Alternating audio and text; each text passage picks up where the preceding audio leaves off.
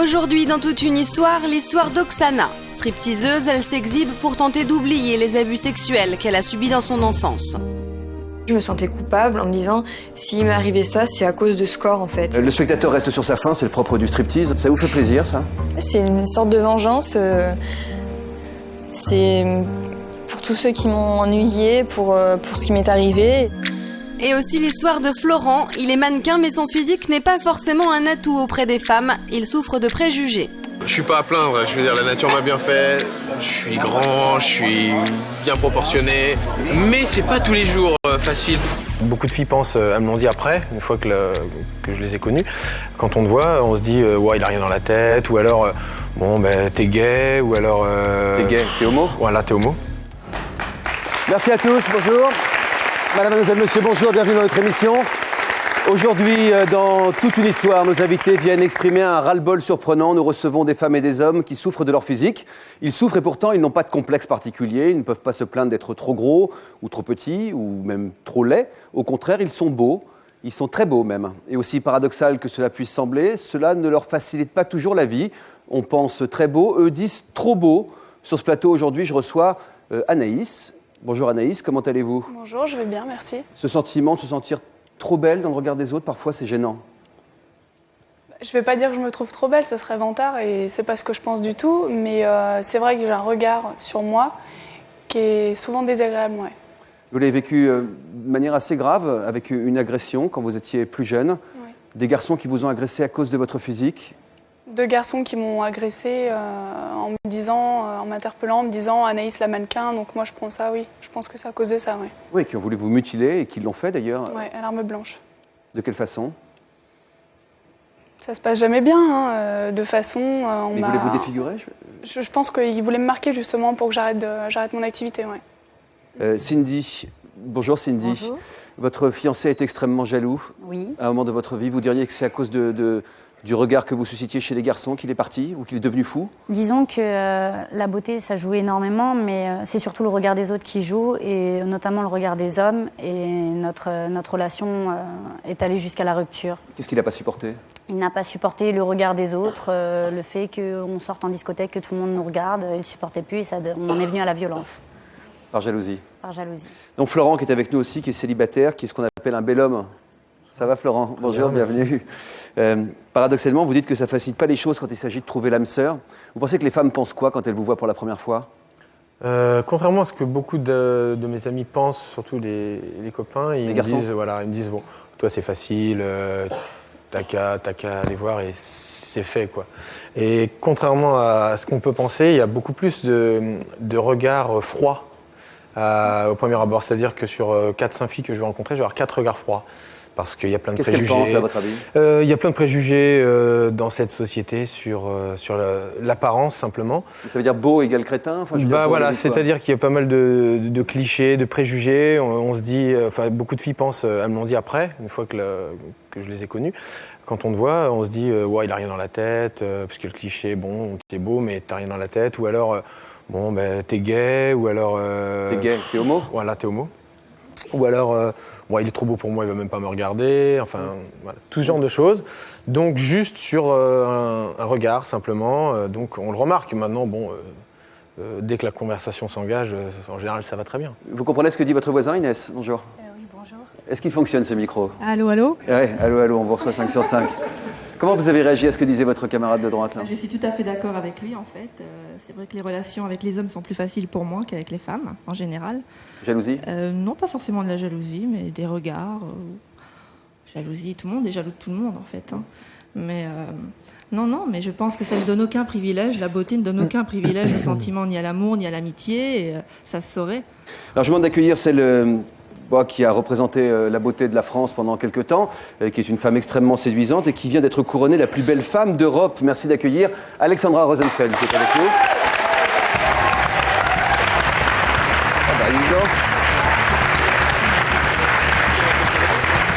Bonjour Alexandra.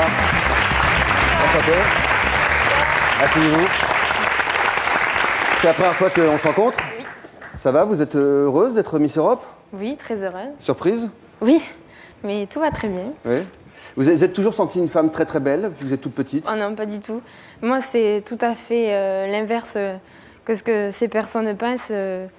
Petite, j'étais plus garçon manqué, j'étais jamais en robe, j'étais toujours en survêt. J'ai pratiqué 10 ans l'athlétisme, donc c'est vrai que j'étais plus sur les stades que à faire la belle ou je sais pas trop quoi. Mais comment vous avez atterri là alors? Ben avec mes copines de classe, voilà, j'ai fait Miss Héros, ça m'a envoyé à Miss Languedoc, et de Miss Languedoc à Miss France, et de Miss France à Miss Europe. Mais, Et de Miss Europe à Miss Monde? Non, non, non. On va regarder un reportage qui concerne Oksana. Où êtes-vous, Oksana? Bonjour, Oksana. Oksana, il a fallu beaucoup de temps pour pouvoir, je dirais, reconnaître votre corps, l'assumer, le mettre en avant. Vous avez été agressée, ça a compté beaucoup dans votre problème de reconnaissance de vous-même, d'estime de vous-même. Et aujourd'hui, vous vous reconstruisez, vous arrivez à vous accepter grâce au striptease, que votre famille n'a pas toujours des facilités à comprendre. Vous étiez étudiante et vous avez décidé de passer sur scène pour pouvoir vous assumer. J'ai l'impression qu'il y a aussi une petite revanche sur les hommes. On en parlera dans un instant. Voici l'histoire d'Oksana. Dans la vraie vie, je suis quand même assez discrète, un petit peu timide des fois au début avec les gens. Quand je fais un striptease, je suis sûre de moi. Je me dis, je suis jolie, je vais leur plaire, ils vont être contents et je suis sûre de moi. Je suis à l'aise avec mon corps devant les gens. Je vois que je plais, ça me rassure en fait sur mon physique, sur mon image. Quelqu'un qui est ingénieur, il va vendre ses capacités intellectuelles. Moi, je suis mignonne, donc je vends mes capacités physiques, entre guillemets. C'est mon outil de travail, chacun son domaine, on va dire ça comme ça. Et pour l'instant, moi, c'est ça. Donc, mais je le vois pas, je me vois pas comme un bout de viande. C'est comme quelqu'un qui est ingénieur, il se voit pas comme un cerveau. On le voit comme une personne. Pour Oksana, faire du striptease est un choix assumé. La jeune femme a choisi d'exploiter son image et sa plastique avantageuse. Son parcours est surprenant car elle a souffert plus jeune d'être un objet de désir. De 5 à 8 ans, Oksana a été abusée sexuellement par un proche de la famille. Je me sentais coupable en me disant, s'il m'est arrivé ça, c'est à cause de ce corps en fait. La personne a été attirée par ce corps, donc et je voulais pas le montrer, je l'aimais pas en fait, je voulais presque le détruire entre guillemets. Les répercussions de mon agression ont commencé à l'adolescence en fait. C'est vraiment là que j'ai commencé à pas aimer mon corps. C'est des photos prises lors de mon hospitalisation durant ma période d'anorexie de mes 15 ans à mes 16 ans. Donc avant d'être anorexique, je faisais 47 kilos pour 1m65. Je suis descendue jusqu'à 38 kilos. Je voyais mon corps comme un ennemi parce qu'à cause de lui, il pouvait m'arriver des choses. Ensuite, de mes 16 ans à mes 17 ans, là j'ai fait le chemin inverse. En fait, j'étais dans la boulimie. Je pense que mes problèmes alimentaires ont un lien avec mon agression. Ouais. C'est justement ce dégoût de soi, de son corps, de ce qu'il représente envers les hommes aussi. L'attirance qu'on peut avoir, c'est à cette période-là qu'on s'en rend compte. Là, c'est une photo de moi. Une fois que je me sens bien, que je m'accepte. Et donc, ça fait une sacrée différence avec avant. Et je me dis, tant mieux, je trouve que le résultat est plutôt pas mal. Donc, Après des années de conflits intérieurs, Oksana se réconcilie avec son corps. Elle se rend alors compte qu'elle peut s'en servir. Elle devient modèle photo, puis stripteaseuse. Aussi bizarrement que ça puisse paraître, grâce au striptease, je m'accepte vraiment comme je suis maintenant. Le striptease, ça pourrait être un petit peu une vengeance par rapport à ce que j'ai subi, justement d'exciter l'homme, de lui donner envie. Mais c'est moi qui contrôle, c'est moi qui décide, il se passera rien. Et à la fin de la musique, au revoir, je m'en vais et c'est terminé. C'est presque même une fierté de me dire je suis contente d'en être arrivée là. Maintenant, on m'a sali, je me sentais pas bien, je me dévalorisais. Maintenant, je suis heureuse. Maintenant, vous êtes heureuse parce que vous êtes en harmonie avec votre corps? Voilà, oui. J'ai réussi à m'accepter. Oui, j'ai l'impression que c'est un travail compliqué, long et difficile. Oui. Parce que vous avez subi cette agression sexuelle quand vous étiez toute petite. Voilà. Parce qu'il n'y a pas eu de jugement, donc de coupable reconnu. C'est quelque chose avec lequel il est difficile de se construire. Oui. Et puis, juste avant l'émission, en regardant ce reportage dans la loge, vous avez eu une réaction, vous avez été très émue. Oui. Qu'est-ce qui s'est passé? Je me dis que ça m'aide à m'accepter, le striptease peut-être, mais peut-être que c'est un peu malsain peut-être. Comme si vous aviez découvert le... Ah bon? Ouais. Souvent, la caméra permet de porter un regard objectif sur sa vie. Comme on ne se voit pas. Voilà, et là, je me dis, est-ce que c'était vraiment une démarche saine? Ça m'a aidé à m'accepter, mais d'un côté, est-ce que c'est pas exposer mon corps aussi, une fois de plus, aux hommes C'est entre les deux, alors? Voilà, oui. Et puis, c'était une relation assez particulière avec les hommes, parce que forcément, ça les chauffe. Voilà, mais ce que j'aime bien, c'est que je sais qu'il se passera rien. Ouais, c'est la sécurité, en fait. J'ai l'impression que c'est même pire que ça, qu'il y a presque de la revanche chez vous. C'est que vous les laissez sur leur faim, voilà. et tant pis pour eux. Voilà. Oui, c'est ça, oui, je leur donnais envie, et puis à la fin, bon bah, ciao. C'est de la revanche? Voilà, oui, tout à fait. Vous avez un amoureux? Non. Vous avez du mal à avoir des relations avec les hommes? Oui, c'est compliqué, oui. On n'imagine pas ça d'une fille qui fait des striptease ou qui fait des photos, hein? Non. On imagine quelqu'un qui s'épanouit parfaitement, Alexandra. Vous avez quel âge aujourd'hui? 24 ans. Quand vous avez arrêté vos études, comment a réagi votre famille? Ils sont pas au courant, en fait. J'ai un peu une vie secrète. En fait, ils pensent que je travaille dans un bar le soir. Alors que vous venez assumer aujourd'hui, ça c'est pas par hasard non plus? Voilà, au moins, ça sera dit. Et... À tout le monde en même temps? Voilà. Qu'est-ce qui est compliqué à dire?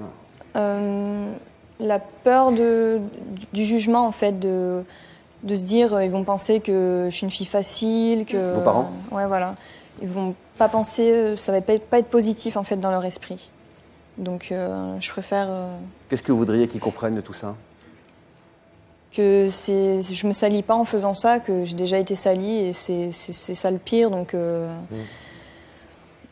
Vous avez entendu Anaïs qui a été agressée par des garçons qui lui reprochaient d'être mannequin, à peu de choses près. Oui. Ça vous surprend, ça? Oui, aussi, par Internet aussi, il y a beaucoup de... Les gens sont jaloux, en fait. Ils sont... Les filles ou les garçons? Les deux.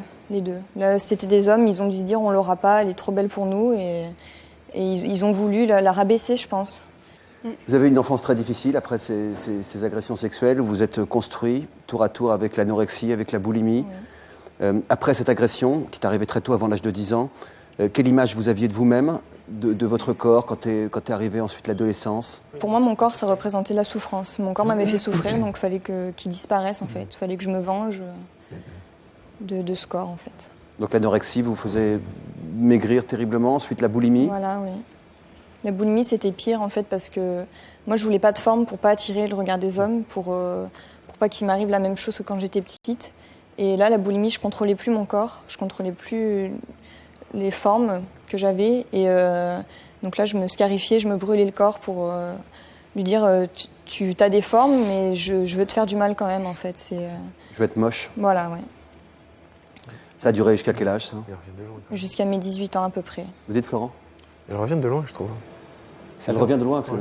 Oui.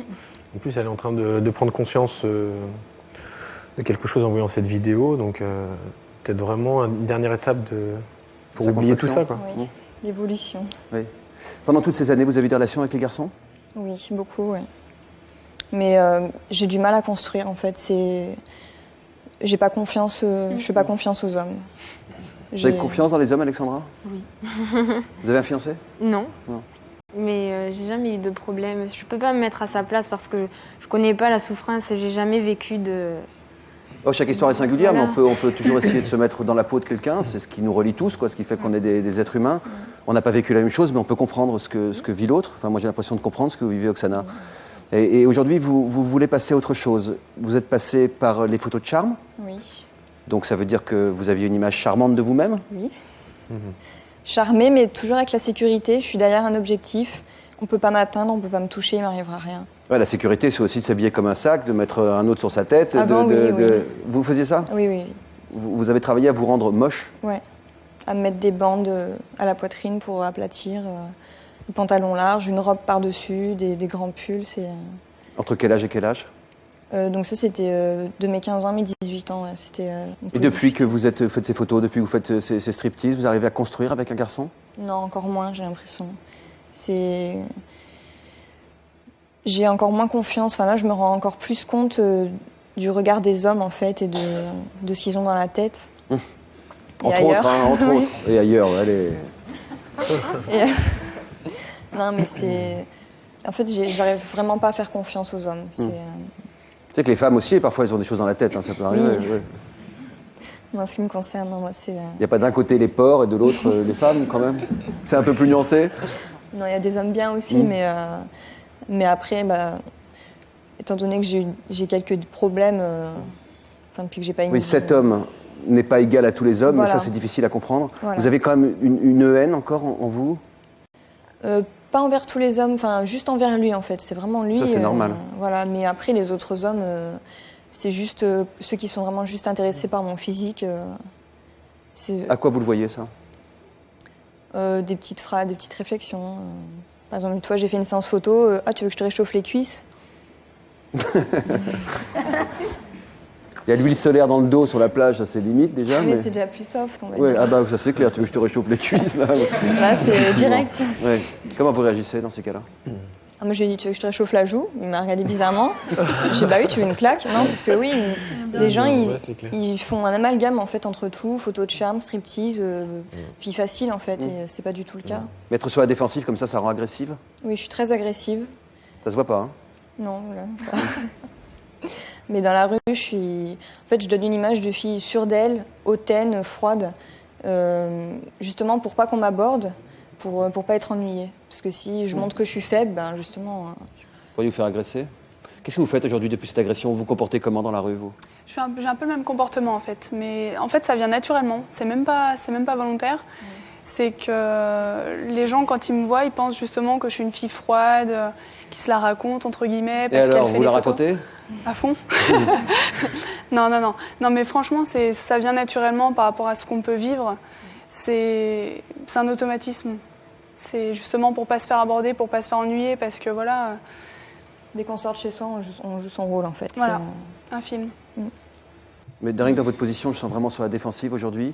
Oui, toujours en fait. Oui. Quand vous dites j'ai été salie, vous pensez que vous demeurez salie aujourd'hui parce que... Un petit peu quand même. J'ai du mal. Excusez-moi, je suis pas... Ça vous permet d'avoir des amis? Non, ouais, j'ai beaucoup de mal dans les relations aux autres en fait. Que ce soit amical ou amoureux, je sais pas comment me comporter. Du mal à faire confiance? Ouais. À savoir ce que les autres ont en tête? Ce qu'ils veulent vraiment en fait, voilà. J'ai l'impression que vous avez le même problème, Florent, un peu, non? Bah oui, ça n'a pas la même profondeur par rapport à ce qu'elle a vécu. Mais oui, c'est ce que tu disais, le jugement, ne serait-ce que même par rapport à tes parents, par rapport à l'image qu'une stripteaseuse dans la société donne. Déjà, donc forcément, il y a des clichés, etc. Donc on associe stripteaseuse à t'es une fille comme ça, tu vois. Donc ils vont pas forcément chercher les raisons à l'intérieur. Les raisons qui te poussent à faire ça. Mais est-ce que vous comprenez le choix d'Oksana de s'exhiber pour s'accepter? C'est dur à comprendre, hein, je trouve, parce que c'est très paradoxal. Oui, c'est une forme... C'est une façon de me forcer un petit peu à me montrer. Parce que si je vais dans une boîte de nuit en tant que cliente normale, je suis dans mon coin et puis je danse pas, je fais rien. Alors que je suis capable, devant toute une assemblée, de me mettre toute nue. Je joue mon rôle, en fait, je me force. Il faut se booster dans la vie. Et donc, qu'est-ce que ça vous apporte? Je me dis, je me laisse. Enfin, c'est une façon d'essayer de me relever un peu de tout ce que j'ai vécu, et c'est un début. Et après, dans ma vie de tous les jours, je réussirai. Je sais que j'y arriverai plus tard à être sûre de moi dans la vie de tous les jours. Le spectateur reste sur sa faim, c'est le propre du striptease. Enfin, je parle du spectateur émoustillé. Oui. Ça vous fait plaisir, ça? Oui. C'est c'est une sorte de vengeance. C'est pour tous ceux qui m'ont ennuyée, pour ce qui m'est arrivé. Et... Ça doit être dur de se lancer la première fois. Hein? Oui, la première fois, ça a été dur. Ouais. Les jambes qui tremblent. Alexandra, votre premier striptease, vous pouvez nous raconter? Dans la rue, aujourd'hui, vous arrivez de vous faire siffler, enfin, je veux dire, des réactions assez épidermiques, comme ça, des garçons? Oui. C'est assez souvent. Bon, c'est pas, je me suis pas fait agresser, mais des fois, quand on les ignore ou quand on ne répond pas à ce qu'ils veulent entendre, après, tu te la pètes. Ouais, ou... voilà. Si tu sais jamais quoi dire, si tu dis merci, ils vont te parler et puis tu vas vouloir partir, donc après ils vont pas être contents. Si tu dis rien, ils vont... Pensez que t'as la grosse tête? Voilà, donc faut composer un peu, et puis bon, des fois on dit pas les bonnes choses, et après faut tracer sa route. Et, voilà. Sans être trop agressive? Voilà. Ce qui visiblement est un problème chez vous? Un petit peu. Un petit peu. Et vous, ça vous rend agressive? Oui. Avec les hommes, hein, bien sûr, mais oui. Je suis très agressive. Et vous? Non, ça va. Ça dépend. Non, ça va. Mais comme elle dit, hein, on ne sait pas comment se comporter, on va se comporter de façon trop... Si on ne va rien dire, ils vont croire voilà, qu'on prend la grosse tête. Si au contraire on va dire quelque chose, ça va être tout de suite, t'as un numéro de téléphone. Et puis si on dit non mais désolé, ça va être des insultes. Ça vous arrive souvent, comme ça Ouais, assez souvent, oui. C'est pénible, ça. Hein. C'est au-delà du fait que ce soit pénible, c'est même agressif. Le pire, c'est les transports en commun, surtout. Je crois que c'est le pire. Les transports en commun, c'est... C'est une question de visage ou c'est une question de silhouette? Je pense que c'est d'abord le visage et ensuite, dès qu'on va se retourner, ça va être les fesses. Dès qu'on va être sur le côté, ça va être le volume de la poitrine. C'est ça. Hein. On a voulu en savoir un petit peu plus sur le ressenti des hommes et des femmes que l'on dit beaux. Alors on a demandé à quelques personnes de répondre à cette question. Pour vous, la beauté, est-ce que c'est un cadeau ou est-ce que c'est un fardeau? La réponse en image. Plusieurs amoureux potentiels m'avaient dit oui que même avec un sac poubelle, je resterais aussi belle. J'en ai souffert et j'en souffre encore d'effectivement d'avoir un physique agréable. Je me trouve très bien. Au niveau du visage, je vais pas me le cacher, je me trouve bien physiquement. Je sais que je plais. Alors pourquoi je cherche surtout pas à comprendre parce que sinon je plairais plus. C'est chiant d'être beau, ni plus ni moins, parce que à chaque fois il faut devoir se justifier de ce que l'on est. Si un mec beau, il a quelque chose dans le crâne, oui, il a qu'à le prouver. Hein. Je me considère autre chose qu'un physique, je me considère plus comme intellectuel et j'aimerais qu'on me voie à ma juste valeur. Il y a des mecs pas beaux qui n'ont rien dans le crâne aussi, mais là ils ont pas de chance les pauvres. Mais... Quand on est beau, c'est effectivement bête et dommage qu'on soit catalogué comme étant superficiel et bête. Moi personnellement, je m'excuse de rien, je suis née comme ça, c'est un don du ciel, merci. S'il faut s'excuser tout le temps, c'est terrible. Pourquoi alors, ceux qui sont très très intelligents, les génies, doivent s'excuser aussi. En dehors de ce critère physique, d'aimer les brunes aux yeux marrons ou les brunes aux yeux noirs avec un regard, avec quelque chose qui passe, une profondeur, je regarde la beauté intérieure maintenant. Les hommes ont un niveau d'exigence vis-à-vis des femmes pour qu'elles soient mignonnes, qu'elles plaisent, etc. Moi j'ai un mari, dès que je commence à prendre 50 grammes, il me dit « T'as vu ton ventre ?» Il lui manque des cheveux, j'ai envie de lui dire « Attends, je te demande pas de faire des greffes. » Il peut y arriver qu'il y ait des hommes qui sortent avec des belles femmes parce qu'ils ont besoin de se justifier, ils ont besoin de se prouver à eux-mêmes. Peut-être qu'eux-mêmes sont des grands complexés et qu'ils ont besoin justement d'un trophée de chasse à côté d'eux. C'est n'importe quoi de dire que c'est dur d'être beau, faut pas non plus abuser, quoi. Il y a des inconvénients, mais il y a beaucoup d'avantages. Hier, j'ai été arrêtée par les flics, j'avais pas ma ceinture. Un sourire, un peu de discussion et les choses sont passées plus facilement. Professionnellement aussi, je me suis servi de ma beauté physique, ça va de soi. La beauté, est-ce un cadeau? Ça, c'est pour moi une certitude. Un fardeau, je vois vraiment pas en quoi. Est-ce que le fardeau, les effets pervers de la beauté peut faire oublier le cadeau que c'est quand même? Ça peut arriver, je pense, quand même. Ouais. Je donne la parole à Martha qu'on a entendue dans ce reportage. Bonjour Martha. Vous avez aujourd'hui 59 ans, vous avez donné l'autorisation de donner votre âge, vous êtes une très belle femme. Pensez-vous que la beauté, ça peut être trop dur à porter aussi? Certainement pas. La beauté, d'abord tout est relatif dans la beauté. Plaire, moi ce que je disais dans le reportage, je ne suis pas quelqu'un de beau, mais je sais que je plais. Alors pourquoi je ne me pose pas de questions? Vous n'avez jamais posé de questions? Non, jamais. Sinon c'est le secret qui disparaît avec. Je pense que quand on commence à savoir pourquoi on est beau, j'entends des gens qui disent je suis beau, hein, je pense que quand on commence à se poser ce genre de questions, on est déjà plus beau. Il faut plaire sans savoir pourquoi on plaît. Florent? Oui, tout à fait, parce qu'on peut vite tomber dans une forme de narcissisme après. Donc, je suis tout à fait d'accord avec ce qu'elle dit. C'est votre cas, vous? Vous vous sentez sur la tangente? Parfois, vous faites combien d'heures de sport par semaine? Entre 15 et 20. Heures? Ouais, déjà par l'ancienne profession que j'ai toujours, j'essaie de la substituer maintenant au mannequinat. Je suis dans le tennis, je suis prof de tennis, je fais beaucoup de compétitions.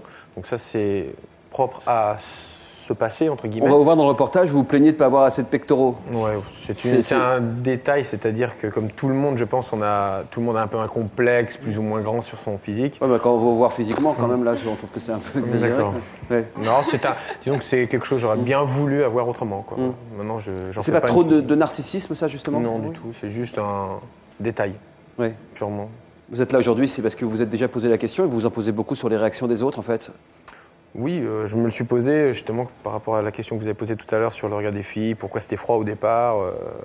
Maintenant je sais, il y a par rapport aux filles que j'ai rencontrées, qui sont devenues des amies. Donc on m'a confié un petit peu ce ressenti au premier regard. La beauté intérieure ne fait pas peur, la beauté physique effraie. Vous comprenez ce que ressent ce garçon? Ouais. Le pauvre. Le pauvre. Oksana. Non, mais oui, on comprend. Ouais, moi, je comprends. Ouais. Vous méfiez d'un homme trop beau? Non, mais les hommes se méfient des femmes trop belles. Ouais, mais la question, c'était à vous qu'elle était posée. Un petit peu quand même, oui. Ouais. Ouais. Je me dis, oui, un homme à femme, surtout ça que je me dis. C'est normal. Bien sûr, c'est normal. Et ça complique les relations entre les gens. Est-ce que vous arrivez à comprendre tout ça, Edmond? Ben non, pas vraiment. Je trouve qu'au contraire, être beau, c'est un cadeau de la vie. C'est une chance, tout le monde ne l'a pas. Alors les gens minces et beaux se plaignent aujourd'hui parfois du regard des autres. C'est surprenant pour beaucoup d'entre nous. Oui. Est-ce que ça, vous le comprenez? Non, justement, je trouve que pour eux, c'est un avantage d'être beau et mince. Et que ça leur ouvre des portes. Et s'ils étaient beaucoup moins beaux et moins minces, peut-être qu'ils auraient les mêmes Mais problèmes. quand des filles se font siffler à longueur de journée ou agressées par des garçons dans les transports en commun, Martha, je vous vois opiner dans l'autre sens du chef. Non, parce que je prends les transports en commun depuis 40 ans et que j'ai jamais vu toutes les belles filles qu'il y a dans les transports en commun se faire agresser, aborder, oui, forcément, mais de là à se faire agresser, jamais. C'est au contraire très plaisant de se faire aborder. Ça veut dire qu'on est joli, qu'on plaît, qu'on a envie d'avoir une relation avec l'autre. On a envie d'être tranquille aussi, toutes les 5 minutes, quand on marche dans la rue, toutes les 5 minutes, quelqu'un nous parle. Ça, c'est le comportement que l'on peut avoir. Je pense que tout ce que l'on fait, on le mérite. Quelque part. C'est dur ce que vous dites, hein? Non, oui, c'est dur. Dans la rue en décolleté et en mini-jupe non plus. Quand on n'a pas envie d'être... Soit le décolleté, soit la mini-jupe. Ouais. Les deux en même temps, ça fait trop. Ouais. Alors justement, c'est intéressant ce sujet, parce qu'en fait, moi, quand j'avais 20 ans, c'était en 69... Année érotique, s'il en est. Oui. Exact. Je m'habillais, c'était la mode des mini. Et je montais... J'attendais que tout le monde ait monté les escaliers pour monter les escaliers, parce que sinon... Mais vous aviez une mini-jupe quand même. Et oui, mais quand on a 20 ans, parce que c'est peut-être ça le sujet en fait, quand on a 20 ans, on ne se rend pas compte que... Enfin, on connaît moins les hommes, si j'ose dire. Quand une fois qu'on sait qu'un homme, ça n'est fait que pour vous regarder et vous désirer... C'est gentil. Le métro en 69 et le métro maintenant, c'est plus pas... Oui, je pense que je dis, oui. Un homme, c'est fait pour vous désirer et vous regarder. Eh oui. D'abord... Enfin, quand un homme vous regarde pour la première fois et vous trouve jolie ou vous fait des remarques, c'est pas pour vous épouser, c'est bien pour vous désirer. C'est ça. Quand on sait ça, ça y est, on a la clé de lecture des hommes. Mais vous disiez à l'instant que les choses ont changé par rapport à 1969. Oui, je veux dire, moi, si j'attends, déjà, avant que j'attende que tout le monde monte, il faut que j'attende que la gare ferme avant de monter si j'ai ma mini-jupe. Parce que dans tous les cas, je resterai en bas des marches, il y a toujours du monde qui circule. C'est surtout un problème de société. La société évolue il y a de moins en moins de tabous, on s'autorise de plus en plus de choses dans les relations. Et ce qui était, élégant avant, maintenant, peut paraître plus vulgaire. Provocateur ou vulgaire, ouais, vous trouvez aussi? Cindy, en fait, vous avez souffert d'être très regardée à cause de votre physique et indirectement à cause de votre fiancé. Qu'est-ce qui s'est passé? Vous étiez avec lui, vous avez commencé à être mannequin.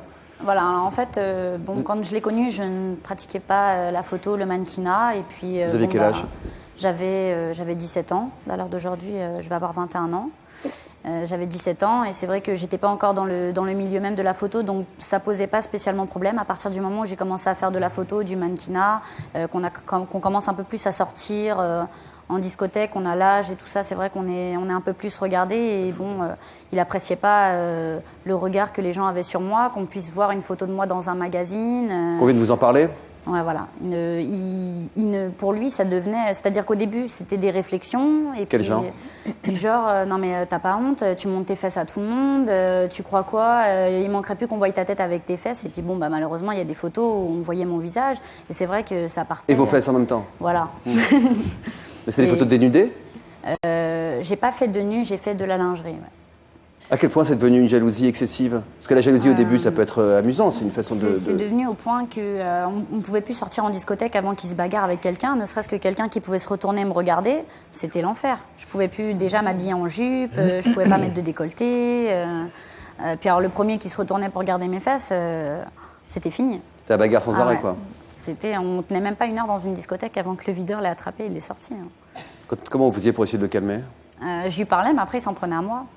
Quelque part, j'ai regretté parce que je me suis dit notre histoire se passait très bien avant qu'il y ait la photo.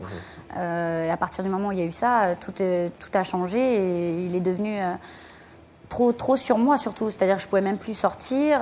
J'étais dans la rue, il devait m'accompagner partout où j'allais. Ça devenait invivable. Mais vous avez changé de comportement, vous pensez, pour susciter des réactions pareilles chez votre... c'est-à-dire qu'avant, à cause de lui, je suis devenue plus calme parce que j'avais peur de lui. J'avais peur qu'il me frappe. Bon, ça arrivait 2-3 fois qu'il me frappe. Porte la main sur vous? Ouais. Il supportait plus et bon ça a été dur. J'en suis venue à la séparation. Et, vous en avez souffert visiblement. Ouais. Mais du coup, ça m'en a fait arrêter la photo. Pourquoi? Parce que je sais pas, peut-être que tout ce qu'il m'a dit, ça m'avait fait réfléchir. J'avais pas envie de retomber dans une histoire avec quelqu'un et que ça soit toujours des réflexions. Voilà, tu fais de la photo, on te voit. J'avais pas envie de retourner là, donc je suis retournée à une vie plus normale. Alexandra, il y a des choses qui seront insupportables pour vous si votre fiancé vous dit fais ceci ou fais pas cela, ou il y a des choses qui vous paraissent... Mais moi, j'ai l'impression d'être un extraterrestre parce que je ressens, mais vraiment... C'est le cas, Alexandra, vous êtes un extraterrestre. moi, je vois les choses plus comme la dame. Je me suis jamais fait agresser dans le métro, on m'arrête pas chaque 5 minutes pour me dire mademoiselle. Moi, je vis pas du tout ça. À votre avis, pourquoi ces filles se font agresser, selon vous? Je sais pas, mais bon, il y a une stripteaseuse, une jeune fille qui fait des photos de charme, peut-être aussi dans la tête, parce que moi, je suis sportive, on m'a jamais arrêtée pour me dire mademoiselle. Et Miss France et Miss Europe, ça chauffe l'essence des autres? Non, pas du tout. C'est peut-être l'écharpe qui impressionne plus, mais pas le visage. Vous n'avez jamais sifflé dans la rue? Non. J'ai du mal à le croire. Quand même. Ah non, mais je vous assure, j'ai jamais eu de problème. Jamais. C'est le comportement, vous dites? Oui, je pense que c'est le comportement qu'on a d'une manière générale. Ça, je pense que ça doit faire bouillir Oui, quand même, parce que habillée comme ça, je pense pas que je sois provocante. J'ai un col roulé, un pantalon noir. Je provoque personne. Enfin, quand je marche dans la rue. Moi, je regarde bien dans les yeux, en tout cas, je vous assure. Oui, non, mais voilà, après, je marche dans la mais... rue comme tout le monde. Oui, mais sincèrement, quand on te regarde, on n'a pas du tout envie de t'agresser. Aucun homme. C'est pas une agression physique. En fait, ils viennent nous parler et si on leur répond pas, si on donne pas le numéro, oui, ça j'ai connu aussi. C'est vrai que c'est difficile. C'est ça, je l'entends. C'est ça le mot agression en fait, c'est qu'on vient nous déranger. Donc ils nous parlent, ils ont le droit de nous parler, mais en fait si on leur donne pas ce qu'ils veulent, c'est-à-dire notre numéro et nos fesses entre guillemets, et ben là ils sont agressifs, il y a des insultes aussi parfois, et ça peut en venir jusqu'au cas d'Anaïs en fait. Dans quelles circonstances vous avez été agressée?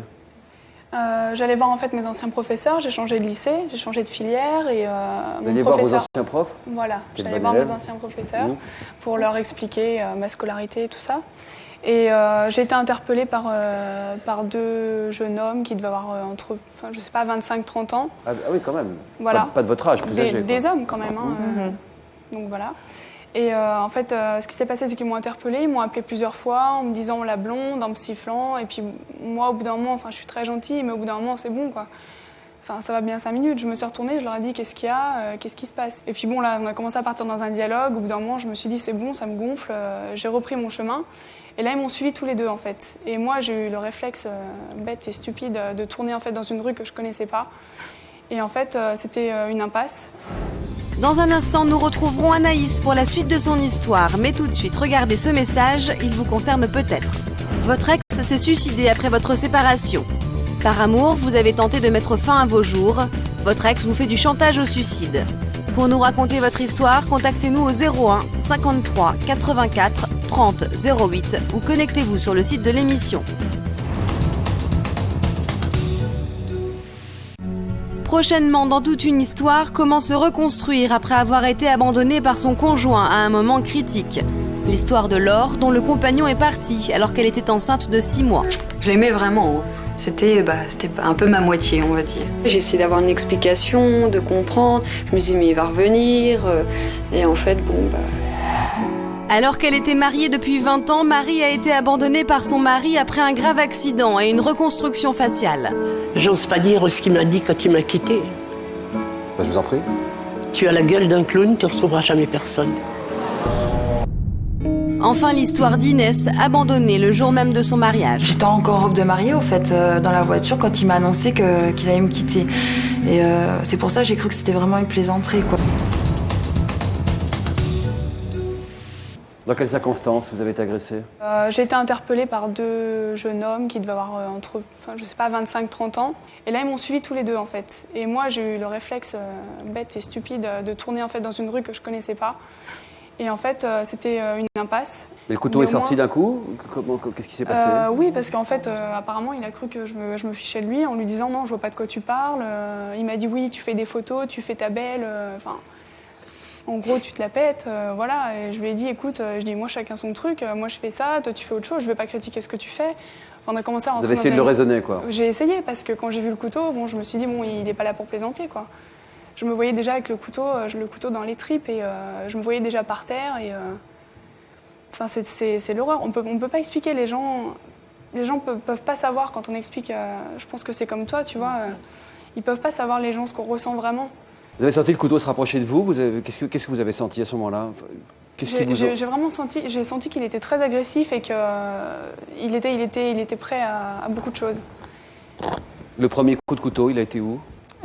Sur la cuisse, j'ai eu une laceration sur la cuisse. En fait, il m'a ouvert mon pantalon en fait, et il a passé son couteau. En fait, j'avais un pantalon qui était assez large. Il a passé son couteau sous mon pantalon et il m'a lacéré la cuisse. Ensuite, j'ai été lacérée à la poitrine. Il me parlait en même temps. Il me disait alors, t'es sûr que tu vois pas de quoi je parle? Tu fais moins ta belle, tu fais moins ta fière. Voilà. C'était vraiment pour me réduire à néant, quoi. Et enfin le visage.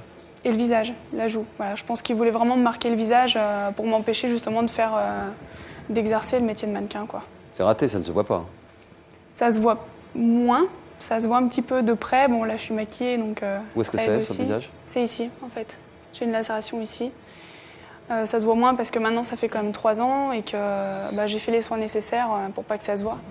Mais pendant environ 1 an et demi, le mannequinat, ça a été terminé, quoi.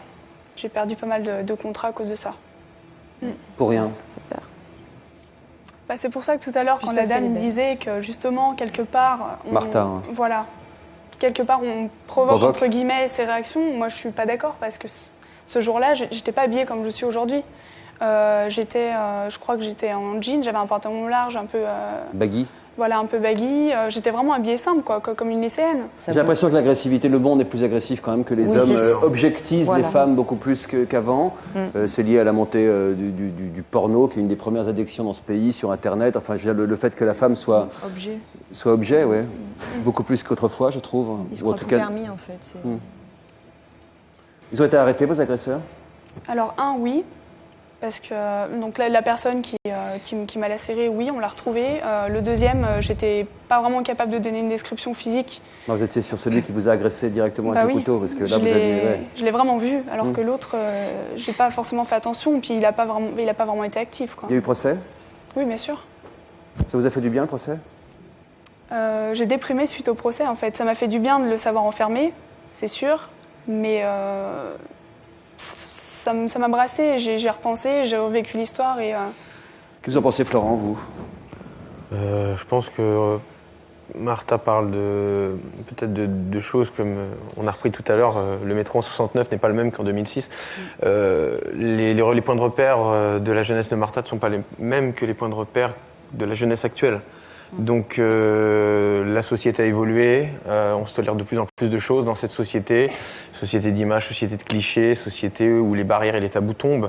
Donc je pense que c'est une source vraiment de prise de liberté énorme. Donc, on verra comment vous le vivez, vous êtes seul aujourd'hui, vous avez du mal à construire une relation en profondeur avec une femme, problème de confiance. Bizarrement aussi, il y a peut-être sans doute un problème d'estime de soi et de façon que l'autre a de vous considérer. On va le voir à travers ce reportage.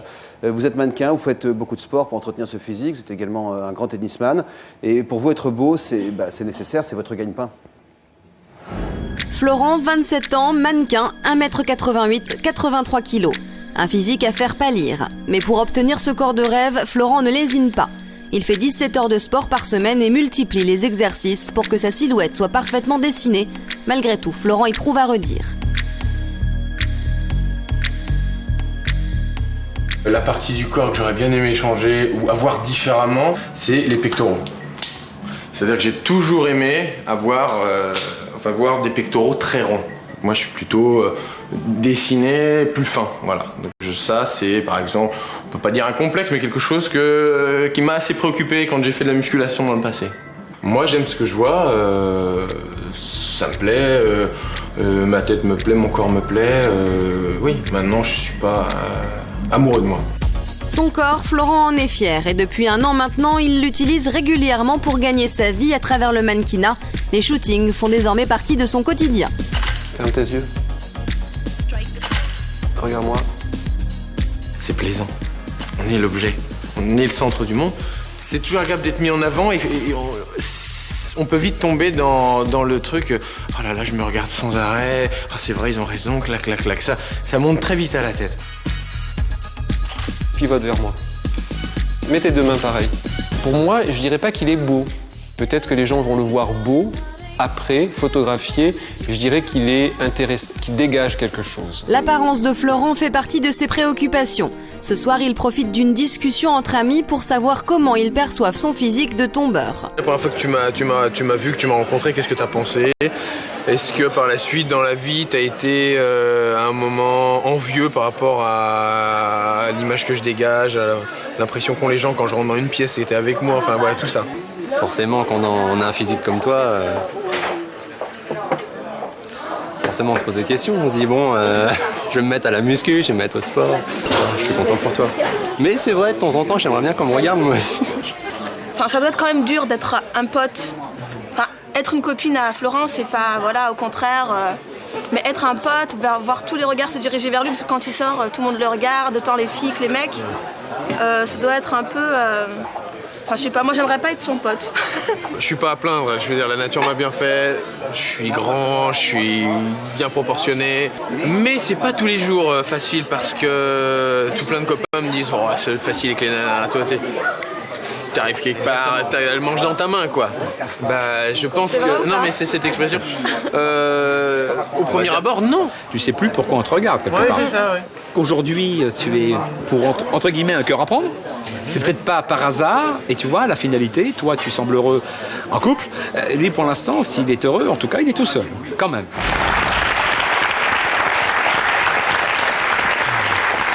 Tu fais rigoler avec Sandra, ça.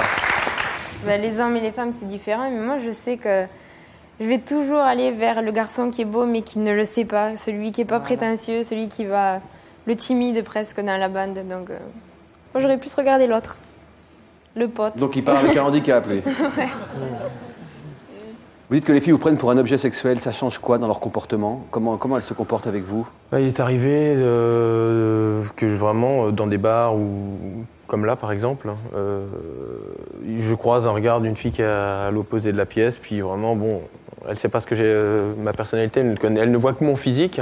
Et j'ai eu des fois vraiment une fille qui se mordit la lèvre, qui me regarde très sensuellement, ou ce genre de choses. Donc, mais ça vous plaît pas, ça? Si, bien sûr, c'est agréable, mais bon, voilà quoi, c'est...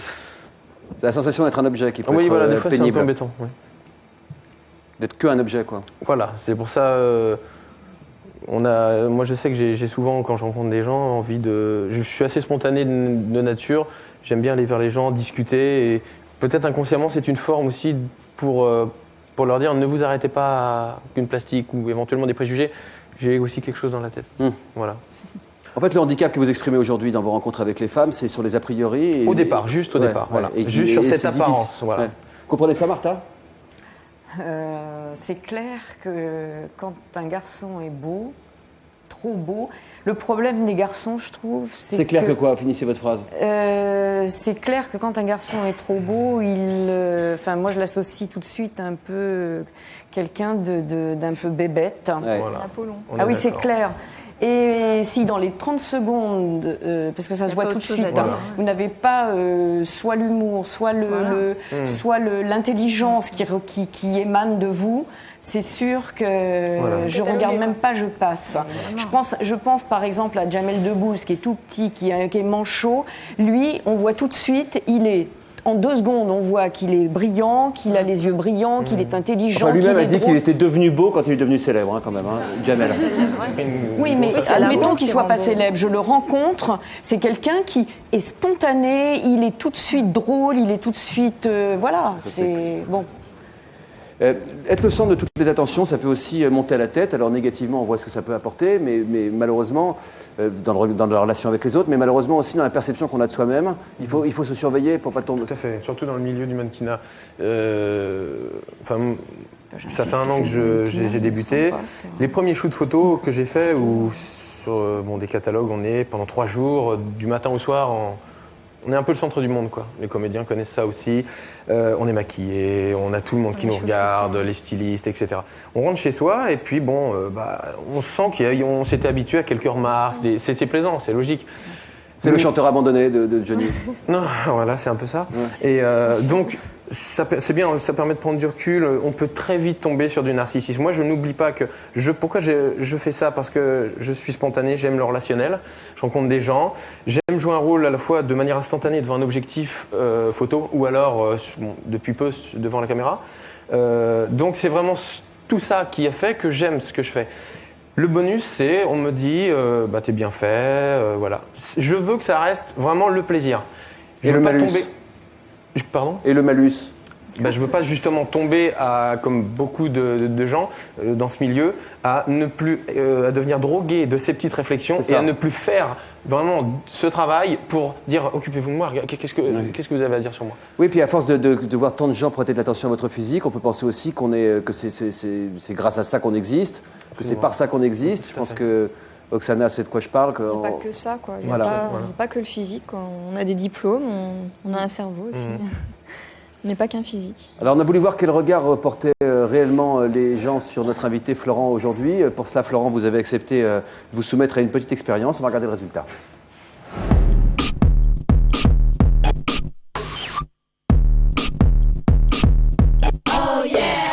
C'est pas mal, hein? On trouve qu'il est certainement beau. J'imagine qu'il doit beaucoup plaire. Ce n'est pas mon cas. Il a l'air pas mal. Bah ouais, il est mignon. Un peu jeune peut-être pour moi. Ouais, il est bien. Ça pourrait être mon type de garçon. Quand on voit ce type de mec, on dirait par exemple qu'ils se croient très beaux. Peut-être qu'il impressionne un peu et que l'abord des filles n'est pas si simple pour lui, je sais pas. Il a aussi le visage d'un homme qui ne donne pas beaucoup de confiance, je ne sais pas. Un petit peu trop mignon, donc pas forcément fidèle. Oh yeah. Je suis forcément un peu jaloux de ce type de physique. C'est vrai que devant des mecs comme ça, c'est un peu agaçant, mais bon, faut faire avec. T'es beaucoup plus mignon. C'est gentil. Bon, il est certainement beau, mais c'est pas notre type de mec qu'on aime. Moi, j'aime les mecs un peu plus tranquilles, plus simples. Par exemple, Louis. Ah oui, ça pourrait tout à fait être mon genre de garçon. Oui. Moi, je préfère votre perchiste. Ah oui, forcément, il n'y a que Greg. Oh yeah.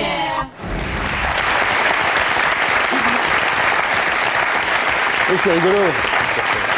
Mais je trouve qu'on mesure à quel point un physique peut faire peur, en tout cas, à quel point un physique peut être associé à des a priori. On le voit bien là. Ouais. Ouais, tout à fait. Pas lui, parce que il est pas mal, il est beau, mais attention, il va me tromper. Voilà, ils l'ont dit. Un mec trop beau, c'est un mec infidèle, Cindy ? Même chez nous, chez les femmes. Hein, on est tout de suite, dès qu'on a un critère un peu plus joli, oui, tu vas te faire draguer à tous les coins de rue, donc t'es infidèle. En fait, les femmes ont un problème, et ça devient le vôtre, c'est qu'elles n'osent pas vous faire confiance. Au premier abord, oui, comme ça. Après, comme je dis, dès que la conversation s'engage, il n'y a aucun problème, en général. Ça se passe bien. Alors, dans les avantages, il y a une étude qui a été menée il y a une dizaine d'années maintenant qui montrait que les personnes belles ou les gens beaux touchaient en moyenne un salaire de 15% supérieur aux autres pour un travail égal. Comme quoi ça aidait à la promotion sociale. Est-ce que vous pensez que parfois votre belle gueule vous ouvre plus de portes qu'elle ne vous enferme ? Oui, évidemment. Oui, bien sûr. Oui, quand même ? Oui, c'est sûr. Ça fait partie des discriminations de la société. C'est vrai. Je dois avoir l'avis d'Edmond là-dessus, qui est secrétaire, qui cherche du boulot depuis 2 ans. Maintenant, vous avez l'impression que votre physique vous ferme des portes, vous, Edmond ? Oui. Les gens devant une personne qui est en surpoids n'ont pas le même regard. c'est comme un rejet. Mais vous le sentez parce que c'est dit ou parce que c'est induit? Mais je le sais parce que, bon, être beau, c'est des portes ouvertes. Par exemple, notre Miss Europe est le contraire de ce que disent ces jeunes personnes. Elle vit très bien sa beauté, elle est épanouie, heureuse. Et elle prend ça comme un cadeau formidable, je suis sûre. Oui? Ah oui, moi, je suis très heureuse d'avoir ces 2 écharpes, bien sûr, mais dans les concours, j'ai jamais été vue comme la gagnante potentielle. C'est sûr que dans un concours, il y aura la plus jolie à part, et moi, j'étais dans les mignonnes. J'ai jamais je crois été que vous dans mettez les exactement le doigt sur le problème d'aujourd'hui, c'est-à-dire qu'on y arrive mieux quand on n'a pas l'air d'être la plus belle, quand on n'a pas l'air d'être le plus beau. Moi, j'ai jamais été la belle dans une bande. J'étais plus le clown ou la sportive ou la mignonne, mais j'ai jamais été la belle. Le charme aussi compte beaucoup, je trouve. C'est une question de comportement, ça, vous pensez Moi, je sais que dans la rue, je parais pas froide parce que moi, je parle avec les gens, je souris et je trace pas ma route. Donc les gens ne pensent pas que je me la joue. Je suis complètement l'opposé. Parce que peut-être que t'as pas vécu, ce que sûr. nous on a vécu, c'est pour ça. Si on paraissait froide, après tu changes. C'est mieux. Quelles séquelles vous gardez de cette agression? Je sais pas, il n'y a pas de mots pour expliquer. J'aurais une crainte par exemple pour mes enfants plus tard. Ça, j'y pense beaucoup. Et je sais que quand je vais avoir des enfants, si j'ai une petite fille, je me ferai beaucoup de soucis. Je vais être une mère poule. Ça, je le sens bien. Attention de ne pas lui transmettre vos propres angoisses. Voilà. Après, c'est une autre question. On a compris qu'être belle et être beau, ça peut susciter des jalousies, être perçu comme une agression, une injustice pour beaucoup, dans une société où l'apparence a beaucoup d'importance, sans doute beaucoup trop d'importance. C'est pas facile de garder une bonne distance avec la question du physique, se sentir bien dans sa peau, faire des efforts sans tomber dans le narcissisme. C'est tout un équilibre à trouver et apparemment, personne n'y échappe, même pas les plus beaux. Merci Alexandra d'avoir été parmi nous, d'autant que vous préparez à partir pour l'île Maurice, vous avez de la chance. Où vous rejoignez ma copine Geneviève de Fontenay, qu'on aime tous beaucoup dans ce métier. Vous rejoindrez tout le comité et les 37 jeunes candidates qui espèrent toutes prendre votre place l'année prochaine. Oui. Et vous leur souhaitez bonne chance, parce que Bien vous êtes une gentille fille. Parce qu'elles vont passer une année formidable. L'élection aura lieu le 9 décembre prochain à Poitiers. Merci d'avoir été avec nous. Merci à nos invités. Au revoir.